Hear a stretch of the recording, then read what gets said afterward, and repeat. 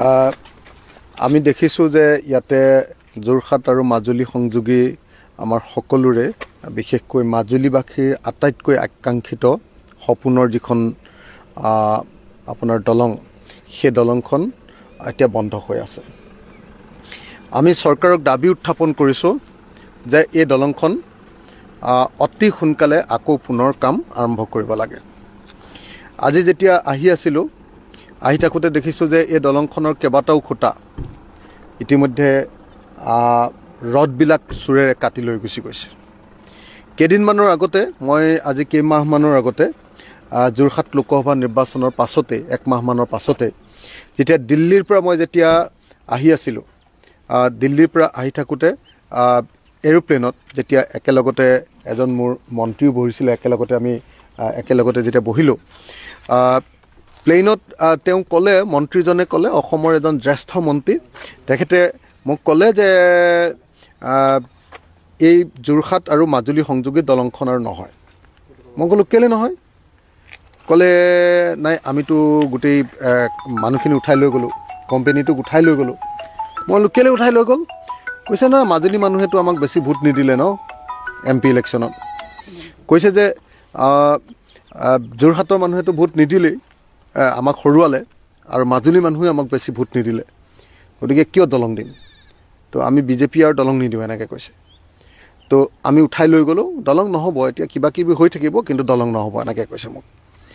তো যদি সঁচাকৈ সেইটোৱে হয় যে ভোট নোপোৱাৰ কাৰণে এটা মাত্ৰ নিৰ্বাচনত সদায়তো মাজুলী মানুহে বিজেপিকে জিকাই আহিছে বিধানসভাত, এইবাৰ লোকসভা নিৰ্বাচনতো মাজুলী মানুহে বেছিভাগ ভোট সংখ্যাগৰিষ্ঠ ভোট বিজেপিকে দিছে, কিন্তু তাৰ পাছতো যোৰহাট লোকসভা সমষ্টিত বিজেপি দলৰ MP কেণ্ডিডেটজন নিজিকাৰ কাৰণে যদি এনেকৈ দলং বন্ধ কৰি দিয়ে, ইয়াতকৈ আৰু নিকৃষ্ট ৰাজনীতি একো হ'ব নোৱাৰে।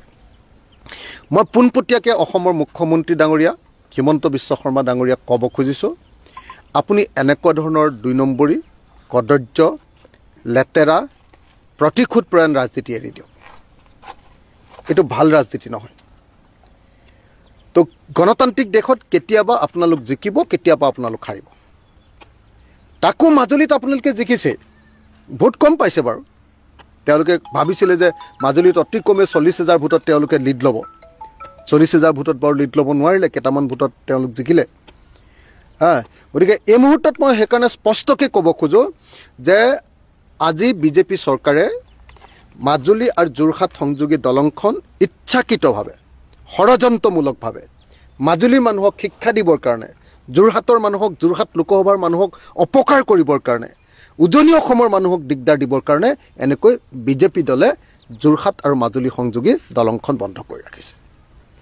মই অসমৰ মুখ্যমন্ত্ৰীক এই দলংখন পুনৰ আৰম্ভ কৰিবৰ কাৰণে দাবী উত্থাপন কৰিছোঁ।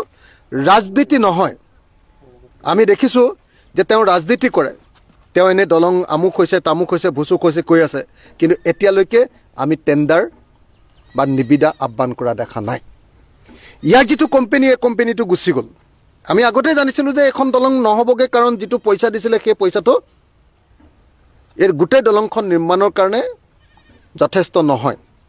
যি সময়ত আপোনালোকে নিজে দেখিছে যে মুখ্যমন্ত্ৰী হিমন্ত বিশ্ব শৰ্মাই নিজৰ সমষ্টিৰ কাৰণে ফেঞ্চি বজাৰৰ পৰা, ভৰলুমুখৰ পৰা তেওঁলোকৰ উত্তৰ গুৱাহাটীলৈ যেতিয়া দলংখন বনাইছে, তাত 2200 কোটি টকা দিছে, আৰু আমাৰ এই দলংখনৰ কাৰণে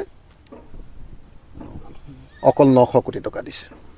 আপোনালোকে নিশ্চয় এইটো কথা জানে যে মাজুলী আৰু যোৰহাটৰ মাজৰ এই ব্ৰহ্মপুত্ৰৰ দূৰত্ব বহুত বেছি, কিন্তু গুৱাহাটীত ব্ৰহ্মপুত্ৰৰ দূৰত্ব 1 কিলোমিটাৰ, খুব বেছি 1.5 কিলোমিটাৰ দলংখন বনাব লাগিব গুৱাহাটীত, ইয়াত কিন্তু বনাব লাগিব 6-7 কিলোমিটাৰ। গতিকে এনেকুৱা স্থলত ইয়াত কেৱল 900 কোটি টকাৰে এখন দলং নিৰ্মাণটো অসম্ভৱ,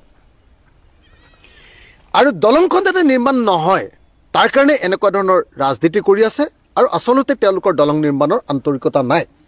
সেইকাৰণে মই এই মুহূৰ্তত 2জন মানুহক ক'ব খুজিছোঁ।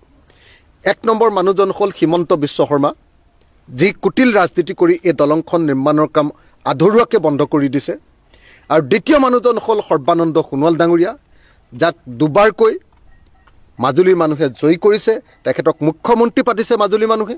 গতিকে মই সৰ্বানন্দ সোণোৱাল ডাঙৰীয়াকো আহ্বান জনাইছোঁ যে আপুনিও কেন্দ্ৰত থাকোঁতে, আপুনি দিল্লীত থাকোঁতে ইমিডিয়েটলি এই দলংখন নিৰ্মাণৰ কাৰণে ব্যৱস্থা গ্ৰহণ কৰিব লাগে।